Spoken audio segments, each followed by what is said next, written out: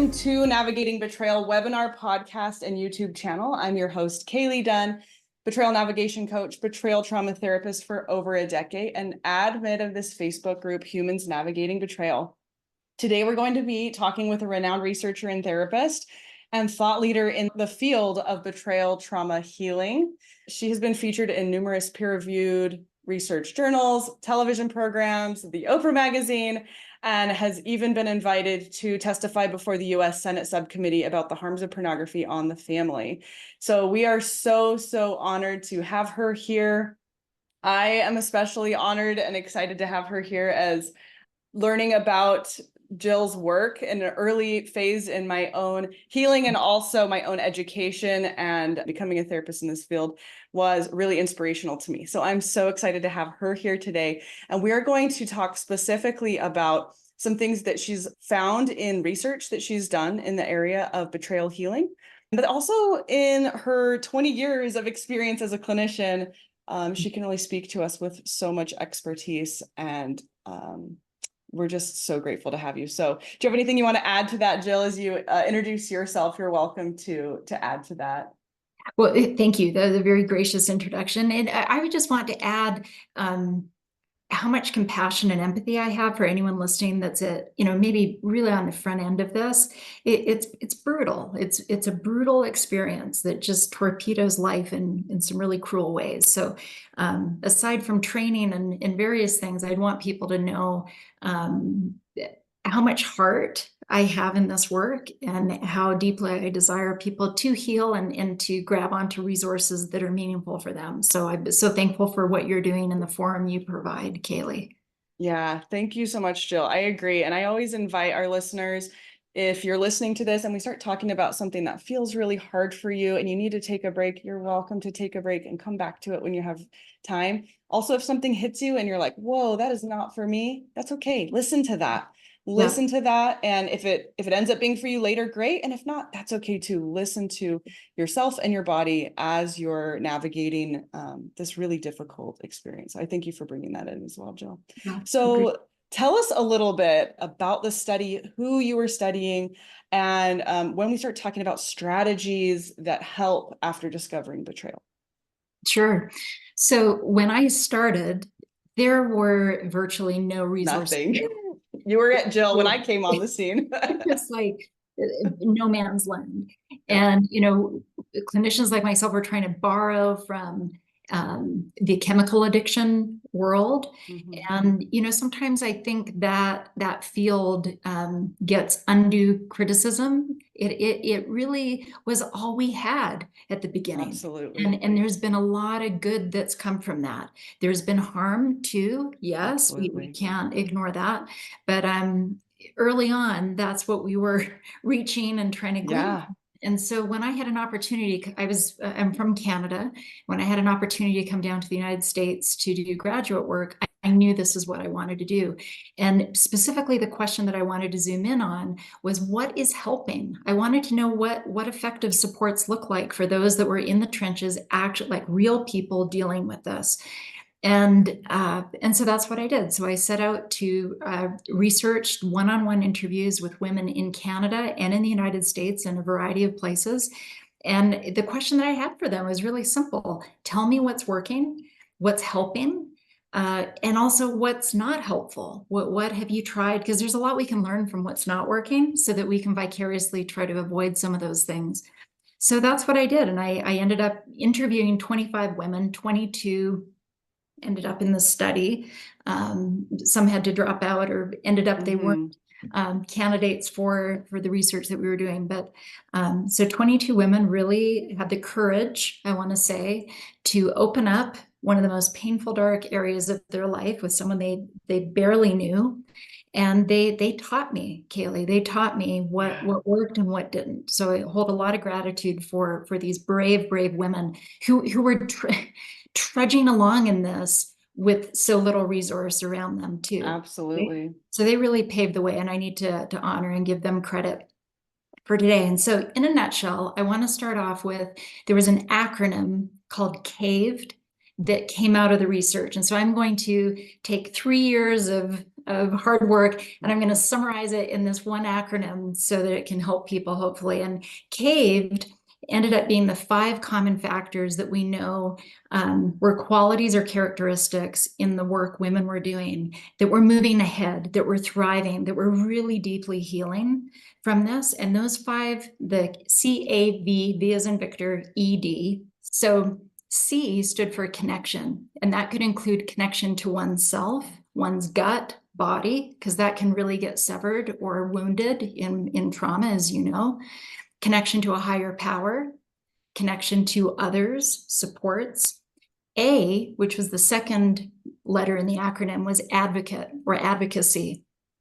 When someone had even one person in their corner that understood this issue, took it seriously, believed them, and was really willing to take this posture of, the buck stops here, no more. We're going to help you dig out of this.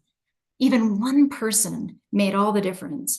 And so having an advocate, feeling like you're not alone in this, is healing. It's healing. V is for validation. When people can feel validated that they're not going crazy, that their feelings and reality is real, that's healing. There's a healing balm that goes with that when we just can feel seen, right? That what we're going through is a normal reaction to an abnormal situation. We start to breathe. Because we don't feel like we're going crazy or losing our minds. E is education, feeling like you're being pointed in the right direction of, where do I get good information that is helpful, that's not going to send me on a goose chase or be harmful in some way. And last is D for direction. Trauma work, as I'm sure you know and probably practice, KayLee, it does by design tend to be more structured work. You know, it's not, at least in my practice, it's not the kind of work where people come in, hey, what do you want to talk about today? Maybe there's moments like that, you know, in later recovery, but it tends to be more structured by design because people are lost at sea with this, not because they're not smart or they're not very talented people. When these kinds of wounds and traumas hit our lives, we really do feel lost. So it can be comforting and reassuring to know, hey, there's a plan, there's steps to do this and to navigate. And I have a resource and a support of someone who sees that whole trajectory. It's very calming and reassuring. So connection, advocate, validation, education, and direction. Those are the 5 key takeaways of what we know helps people. Now, many, many years into this, I would also add S. There has to be safety, to be safety. And I think safety is the underpinning quality of all of those. If someone's not safe, those other things are not going to get traction or not very easily anyway. So but underneath all of that conclusion, if you will, there were, of course, lots of nuances. And if we go into that a little bit more, which I know that's what you and I had discussed about talking today, it was interesting to see how women would really use 2 main types of support. Early on, they would use what we call coping supports, just basically things that help you get to the next day. Things that help you hang on and figure out which end is up and which direction you need to go with change or with help. It's hard to know that if you've never dealt with this before.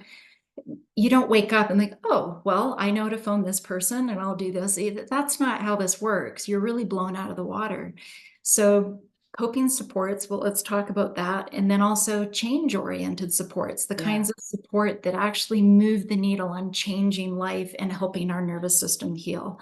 So those were the 2 big types of categories of support that I saw women using and leveraging. And of course, there's lots of story to go behind all of that. Well, Jill, I just want to say, earlier before we started recording, we were talking about how, 20 years ago when you started your work, the ways that people are being betrayed has changed and shifted and amplified in different ways. And the way that people even experience betrayal trauma or the traumas that come and the stressors come can feel different because of what is available now that maybe wasn't before. But what I love about your work and the caved is an acronym, is how universal that still is. And to me, it's because of the beauty of the way that you approached this, because you asked the women themselves, the people who had experienced the betrayal, and you just said, what's working, what's not working, and then you listened, which is beautiful, beautiful qualitative data. That part of it is still quite universal. And so for those of you who are super brand new and are like, I don't even know what I need, if you can really go back and listen to caved acronym and start to apply those things and put priority there, even if your clinician or coach isn't super aware of those, that can be so beneficial. But then, yeah, so now let's zoom in a little bit more into these two different types of support strategies, and strategies of healing that people were using. What did you find? So let's talk about the first category, those coping strategies, maybe what some people would call survival strategies. It's just, how do I survive? How do I get day by day? What kinds of things in the story were you hearing, and do you still hear with your clients? Sure. So, and I know this is a value you share, KayLee, because we've talked about it. I want to say right on the outset of this section that nothing that we talk about is ever intended to shame or criticize those that may be using coping support that may be harmful or not serving them well, because boy, there's a lot of grace needed, right, with this. And so if I share something that may in the long run be harmful, that's not in any way pointing fingers like, what were you thinking? Like, can you believe people do this? Because, hey, don't we all look back and think, oh, wow, I'm so grateful I'm not in that dark spot anymore, because the choices I was making aren't aligned even sometimes with our values and that's just indicative of the depth of trauma that we're discussing. So with that said, lots of grace, lots of compassion. Let's jump in. There were 17 different coping supports that came out in the data. We would be here for a day long. Can't go over them. We're not going to do that. So I'm just going to choose the top five, the five that were most prevalent with women's real stories. The first one was isolating. And I actually found that 68% of women would isolate soon after, immediately following betrayal hitting their life. Even the women that were highly social, and some women even said, look, I go to the parties, I have a million friends, even the social butterflies. This was not anything to do with introversion. This was when this betrayal, and there's so much stigma and shame can be tied to it. People associate this with sex offending, and instead of sex addiction, there's debates and all the controversy. So people really pull back more so than other issues we found. It had been an illness or even any other type of mental health issue. There tends to be less stigma than when it's sexual betrayal. So isolation was more common than not. As I said, 68% will experience it. They'll pull back. Well, I think that what's interesting about the isolation piece is, and maybe you're going to get to this as well, is on its own, you can see so much wisdom in that kind of pull back to lick my wounds. There's a survivalness to that, right? Like, I'm going to pull back and find a safe space to rest my body. And I think then in extended amounts can then lead to getting us in trouble, right? Correct. But coping on its own, we can see how isolation, maybe at the onset, to have some solitude may not be such a bad thing, and we can trust some of that, right? Yes, and I think you're bringing up an excellent point. Is initially in the short term, kind of, I would say weeks to months time, but it's different for each person. Isolation has a brilliance to it. There's a deep wisdom to it. But when it becomes a way of life and a long-term strategy, that's when I've seen it get people into some troubled waters for their own mental wellness and also the betrayal dynamic. So short term, it's a coping strategy, very common. It was the most common out of all the ones listed. The next was avoidance of sexual relations, people, places, things that were triggering. Well, avoidance is a hallmark of trauma. That doesn't mean you're doing anything wrong. That means you've been traumatized in most cases.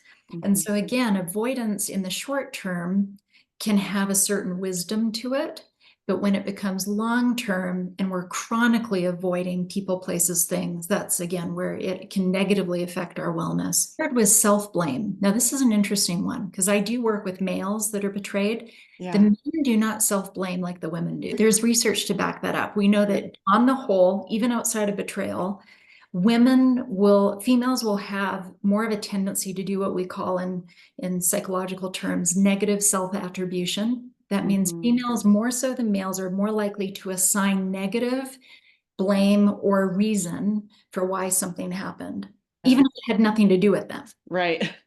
Right. So that's a curious thing. Why do we do that? Well, it's often to give a false sense of control, because if I'm to blame, then I must therefore hold some sort of a solution or fix. Psychologically, it's kind of like it's an interesting ninja move that we do. Even though we may be told or deep down know this is not my fault, we will psychologically try to cope. It's almost like a defense mechanism in a way. We try to cope by saying, no, it had to be because of me, because then it gives me a pathway to how I'm going to fix it. But again, long term, that's going to run people really into the ditch with their mental wellness, right? So the next one, distraction. Distraction, I think, gets a bad rap. Distraction's actually really a helpful tool. But again, if someone's long-term chronically using distraction and they're over here doing this instead of really processing the pain and the cycle and pattern that has led up to what's happened, we're not going to move the needle on healing. And the last one I want to mention is about hypervigilance and monitoring. So initially, very normal. People will be hypervigilant. That's partly their nervous system responding to the trauma. And many people will monitor what's he doing, and they'll secretly snoop or monitor something on his phone or track on Life 360 or whatever tools that I trick someone has. Now, initially that can be a safety-seeking behavior. So we can really have compassion for that. But really, beyond confirmation that a betrayal has happened, it really starts getting into the territory of keeping a nervous system in high gear and keeping the person in trauma. So initially you want to support, lots of compassion, understanding, but pretty quickly we want to bring people out of that. Otherwise their nervous system's not going to settle, and it's going to entrench a really unhelpful cat and mouse dynamic in the relationship.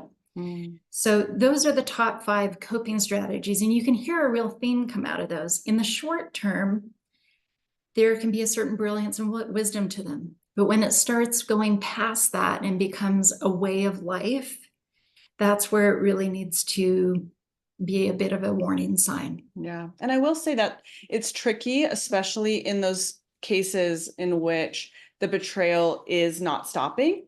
In the cases in which the betrayer is not invested, at least not outwardly invested, and their behaviors aren't changing, and there's not safety in the relationship, because then we're not looking at someone, a betrayed partner, we're not looking at someone who is, experienced a one-time event or even an ongoing event that then ended, and now that there's safety, we're looking at someone who's in a war zone, who's trying to continually cope. And that's why when Jill says, what that timeline looks like can't be our definition, because every person's circumstances are different. If you're still living in a war zone and it has been 5 years, but you're still in a war zone, of course your nervous system's going to respond a certain way. Of course you're going to continue to want to monitor. Of course you're going to continue to want to avoid or isolate. And we will talk more about what to do next, right? But I think there's so much that's just normal, and I talk about this a lot. If people are listening to this and hear me a lot, they know that I talk about betrayal as, a lion in the camp. Your cave woman nervous system is going to respond a certain way. And if the lion's still there, you're going to still have this draw to these types of coping mechanisms regularly. And also it's important, as to take into context, right? So sometimes it's like, oh, I look back 4 years ago when I had my baby and I knew he was cheating and I knew this was happening, but I just avoided it and I ignored it. And I'm often like, yeah, but think of the context. You got to spend that time with your baby. You got to have that moment with them while you ignored the chaos. And it's okay to just have so much compassion for that inner survivor that's done so much to keep you safe up until this point. So I love all of that. And bringing up these different ways that we work to cope that keeps us alive, and saying, thank you, nervous system, thank you, body, for keeping me alive, for helping me in the context that I'm in. And then also let's talk about when we look at that other type of strategies that you found in your research. Yeah, and before we move to that, I just want to highlight one that's been particularly a coping support that's become particularly problematic for women, especially. It's been problematic for men for a long time, but we're seeing a dramatic rise in alcohol consumption. Yeah. The problem drinking amongst women in the last 5-6 years has really taken off, so much so that it now is standard practice for me to assess it. Yeah. Because it is so pervasive. Even women that are not regular drinkers, when betrayal hits, I'm noticing a real rise in those turning to alcohol. And alcohol use in my study in 2000, it was like 2004 to 6-ish, it was on lower down on that scale of 17. But I just want to do kind of a public service announcement of that, because boy, alcohol use as a depressant, that's why it's a drug that's a depressant. You put that into a traumatized nervous system, it's really going to slow and make a lot more difficulty any kind of healing work. So I'll put a plug in for that. Now moving to change-oriented supports, those are the supports that we start turning to and strategies we start using that are actually moving the needle on change. They're either improving our safety, putting boundaries in place that stop us from being in that war zone or protect us from it differently. And they're actually helping us mature and grow, and we get a different perspective. So think of it is just in the name, they're evoking change, whereas coping is what helps us like hang on and like get to the next, right? And here are the 5 most common in the data. This is in order of how women rank them. Number 1 was reading, which is interesting. Number 1, reading material online or in books, or just getting information, educated about this issue. And reading is, for most people, a very safe way to start getting some new things coming into our system and life. So that's number 1. Number 2 is speaking with clergy, which is interesting. I did not expect that in the data, because the study was not a religious study. I mean, it happened to be that I had a wide number of people of faith, not all of them, but most of them were people of faith from various religions. And that actually was the second most common change-oriented support. It was like the first person they felt comfortable, I can let this person know. You know, it's confidential, it's free. And someone that those who are people of faith will commonly know already. It's commonly less barriers than, oh, I need to find a therapist. Who do I call, right? So now I do want to name, boy, and we could have a whole segment. There can be a lot of spiritual trauma and secondary trauma when someone reaches out to clergy of whatever faith, and that clergy member is not educated or may really do harm and damage unwittingly. And so I just want to name that. But that was, for many, thankfully, was a positive support and really got some good change going. And sometimes it was the clergy that connected someone to a qualified therapist that was able to, so that can be a positive for many. Number 3 was reaching out to immediate family members that they trust. Now, that can backfire. That can backfire. But for those in my study, they did find when they felt ready to talk to people that they really did have an inherent trust of, like, I trust this person to talk through tough things, was incredibly helpful. And sometimes it was the family member that said, let me help you. I'll take care of the kids while you're in therapy, or, hey, let me do some of the research of finding out who's available or who has openings. 4th were friends, talking to friends. And it was an interesting dynamic that when people started talking with friends, many women were surprised how many friends had gone through something similar, but this had never been openly talked about. So when you find someone that's been through a similar thing, it's incredibly validating. It can be educational and give a direction like, this is what worked for Mary. I'm going to do something similar. The next two were group therapy and individual therapy. And I was interested because I do so much individual therapy. I run groups as well, but group therapy was listed higher as more helpful than individual therapy. And I believe it's because of that community feel that we form the connection, we get education and direction in a group, right? So it has many of those caved attributes, some of the pieces that individual therapy may not do as quickly. Readily. So yeah, with change coping supports, it really started putting people on a path of healing, giving them hope, resourcing them like, hey, there is a way out of this. And sometimes having that backup and reinforcement to set a hard or firm boundary around something they may not felt strong enough in that state to do. And to hear someone say, hey, that's a reasonable boundary. That's a reasonable limit. What can I do to help you put that in place can make a huge difference. Absolutely. Absolutely. And I know we're going to talk about this in a minute, but I do, all of those really require so much of a person. So to reach out to a family member, to reach out to clergy, to reach out to, like, you're really going outside of yourself.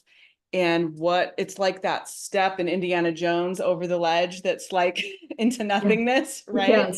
Even reading a book, because I remember for me personally, this was a long time ago, but I remember opening a book and reading certain things and feeling physically ill just to acknowledge the reality of it in the early weeks. And so all of those things are so difficult, but we also know in the data, and this has been shown multiple times in other circumstances, and also in our therapy offices, we see all of this, that benefit of taking that leap. So tell us a little bit about maybe some of the barriers. I know I just mentioned that it's just hard, it's just scary, but maybe what some of the barriers to shifting from coping into these change strategies. Okay, so I'm going to share a variety. We don't have time to go in depth with each of these, but and so with that, I'm going to acknowledge there may be controversy around some of these. That's not my intent, but maybe in a future time or another way, KayLee, we can unpack these and more. So I'm going to share these, acknowledging that the way I'm sharing them is very oversimplified. Yeah, as we do if we're trying to speak to a wide audience. So the first one that's hard to talk about is secondary gains. And secondary gains is sometimes there's something, a payoff, reward, something that isn't positive, but we may see it as such, that keeps us stuck in not making big change. So, if someone's really getting clear deep in their gut that the relationship they're in is toxic, abusive, he's not, I'm speaking in a gender segregated way, I realize he's not going to change. Maybe he's even said, I will not go to a therapist. Okay. There may be secondary gain to staying in mentality, because if she stays there, she's keeping the status quo, and maybe the secondary gain is that keeps some familiarity and some equilibrium going for kids, let's say. Okay. All that to say, there can be hidden, really sneaky ways that we are getting something back from even an unhealthy, even terrible dynamic. So secondary gains, they're hard for most humans to spot. And I think it takes a good coach or clinician to help someone get to that level of rigorous honesty of like, hey, is there anything that you may be getting from just staying where you're at? And maybe another way to say that is also, let's look at the whole context, but rather than zooming in on you're staying with an abuser, let's zoom out to what are all of the reasons that you might choose to make to stay. And a lot of times it is like, I don't have a job right now. I have children. There is real life context to this person's decision. And so for us to stand on the outside outside and say, oh, well, you just want to be the victim or something, Right. is not really representative of the full of these secondary gains, which is that there's stability, and I'm actually choosing to sacrifice my marriage for my child. At least that's the context or the way that they see it in that moment. And there's lots of different examples that would fit what you're talking about. But I Sure. Oh, think yes. that absolutely, that there's always so much more. It's not as simple as, Not simple. oh, you know, they're not stepping into a healing zone because they just want to enjoy the luxuries of being a victim. I don't think it's that. It's No. There is a whole context here, and it actually might be strategic choice that they're making to not see fully, because if I see fully, I might have to make decisions, and those decisions might negatively influence me or my kids, at least for a short time. And I think it makes sense.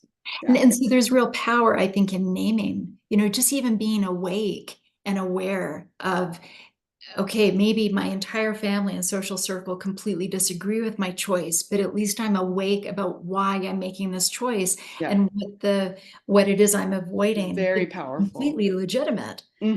Exactly. To just keeping things status quo right now. So, but secondary gains, that is something that I've seen time and time again, keeps people in that space between coping and change. And it's important to name it. Just be really aware and awake of it. The second is mental illness. I mean, I think it's important to name betrayed adults are not a homogenous group of people. And they are not a group of perfect, totally evolved human beings walking around, and then this terrible thing happened. Okay. Yep. We all bring ourselves to the table, right? Totally. And I'm speaking as a fellow human being, with my own flaws and struggles. We're all in this together. We're part of a human condition. And with that, I've noticed, KayLee, there's been a trend almost in the last few years where it's like taboo to even suggest that someone who's betrayed may have their own challenges that are outside and preceded the betrayal happening. And those that get conflated erroneously as blame or right, like, oh, she had depression and therefore he started doing this, and so if we treat the depression, we're blaming her depression on the betrayal. But you're just saying, what if you were just a person with depression who happened to get betrayed? You had a genetic disposition. This is something you struggled with since you were a teen. Now, that is a legitimate thing. And I'm talking mental illness very broadly, from the very serious to very mild, everything in that spectrum. It will play a role in the speed and effectiveness through which someone moves from coping to change.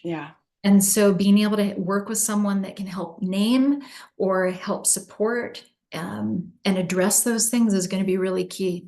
With that, I mean, close cousin of that very point is trauma loading, what I call trauma loading. How much trauma does someone have in their past prior to being betrayed? We know from the research that those that have more trauma in their histories, they will have more severe symptoms of betrayal trauma in adulthood. So if we don't address that, if they have relational trauma from, let's say dad or mom were alcoholics, that's going to be something we need to understand. How did that impact you? How is that showing up, and how you are maybe struggling with boundaries now? Right? It plays a role. So it's a very real thing. And trauma, I want to say, is not an illness, it's an injury. So that is not to pathologize someone that is like, oh, well, I had a tough upbringing. Does that mean that's why I got into this? No. It means that, it certainly can set people up. It can be it can be a factor for sure, but not a factor in why the betrayal happened. Right.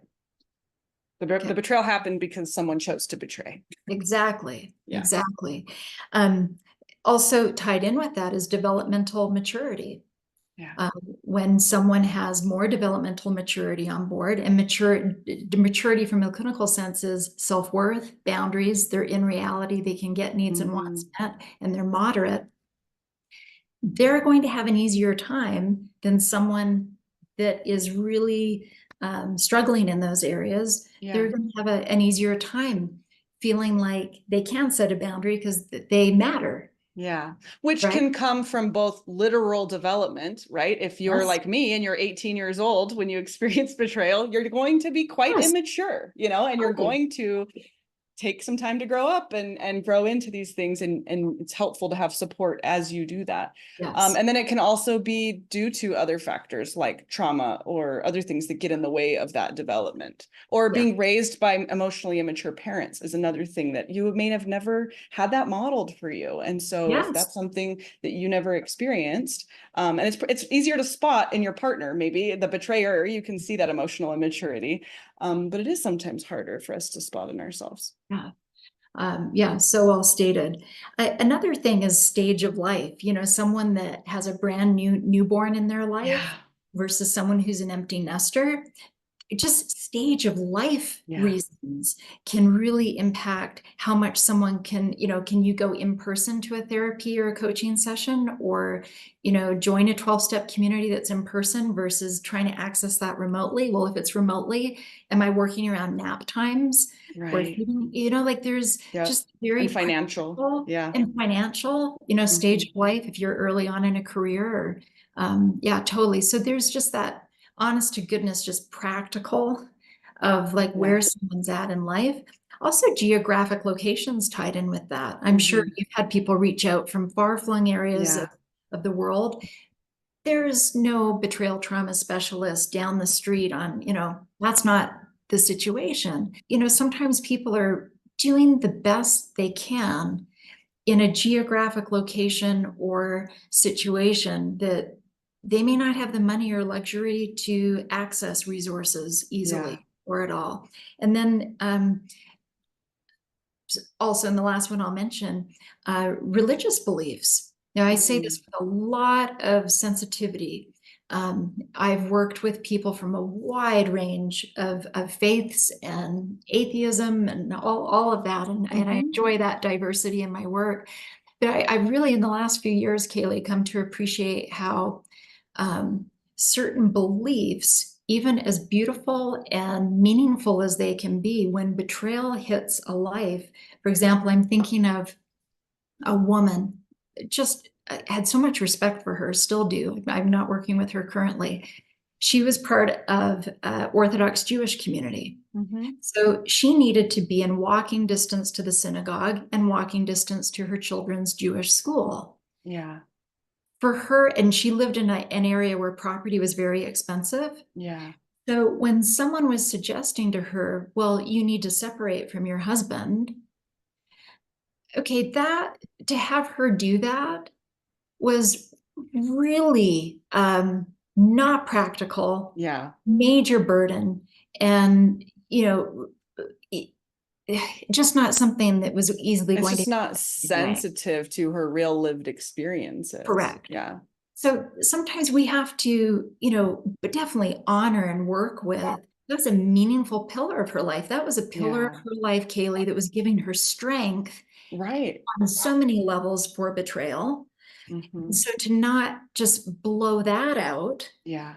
to work with that. But I want to name too, that any faith system, depending on how that's being applied or lived in someone's life, may impact change on a number of levels. Yeah. So those are the, secondary gains: mental illness, trauma, developmental maturity or immaturity, stage of life, geographic location, and religious beliefs.